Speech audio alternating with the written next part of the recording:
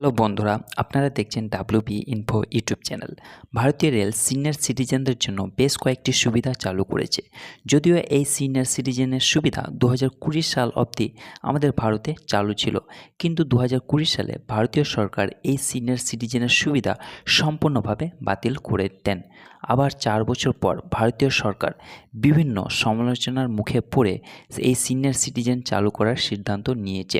তো এই senior citizen কি, কারা এই সিনিয়র সিটিজেনের জন্য আবেদন করতে পারবেন ও কারা কী রকম সুবিধা পাবেন ইত্যাদি সমস্ত কিছু আমি আমার এই আজকের ভিডিওটিতে আলোচনা করব।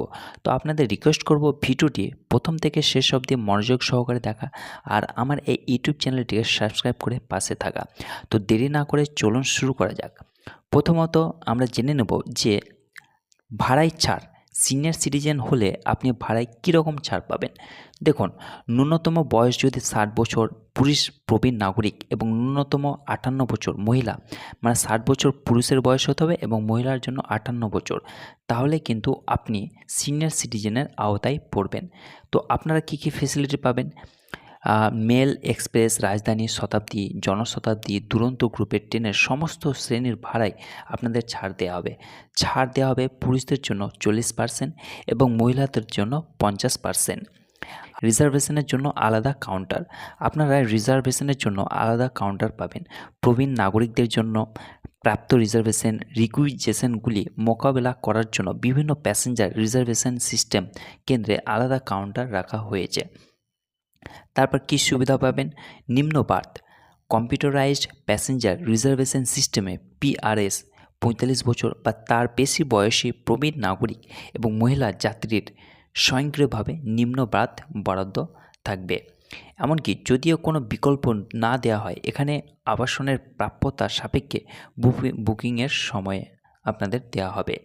তারপর রয়েছে হুইল চেয়ার এবং ব্যাটারি চালিত যানবাহন।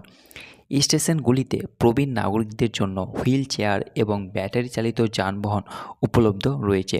এই সুযোগ সুবিধাগুলি সরবরাহ করা হয় বর্তমান অনুশীলন অনুসারে কুলিদের দ্বারা যথাযথভাবে সহায়তা করা হয়। তারপর রয়েছে সম্মিলিত কোটা। প্রবীণ নাগরিক, 45 বছর বা তার বেশি বয়সী মহিলা যাত্রী এবং একা ভ্রমণের সময় গর্ভবতী মহিলাদের জন্য স্লিপার, এসি 3 টিয়ার এবং এসি 2 টিয়ার ক্লাসে প্রতি কোচে 2টি নিম্ন বার্থের সম্মিলিত কোটা নির্ধারণ করা হয়েছে। বন্ধুরা, ভিডিওটি যদি আপনাদের ভালো লেগে থাকে তাহলে এই চ্যানেলটিকে সাবস্ক্রাইব করবেন আর পাশে থাকা বেল আইকনটি প্রেস করে নোটিফিকেশানটি অন করে দেবেন।